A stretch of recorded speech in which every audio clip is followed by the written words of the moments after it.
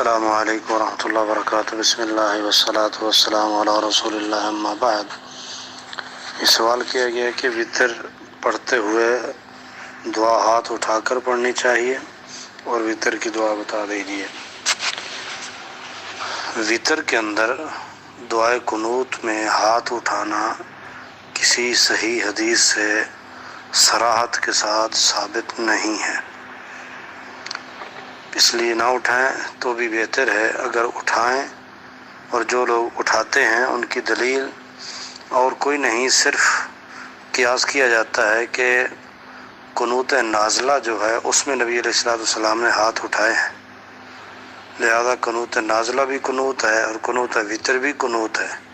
ایک قنوت میں آپ صلی اللہ علیہ وسلم نے ہاتھ اٹھائے ہیں، اسی پر قیاس کرتے ہوئے بعض لوگ قنوت وتر میں بھی ہاتھ اٹھاتے ہیں۔ ہاں، یہ قنوت وتر جو ہے نا، وتر والی جو دعا، اس کے علاوہ اور بھی اس کے ساتھ جو دعائیں شامل کر لے تو وتر کی اس قنوت کی کیفیت بھی قنوت نازلہ والی ہو جاتی ہے، تو تب وہ ہاتھ اٹھانے میں کوئی حرج نہیں ہے۔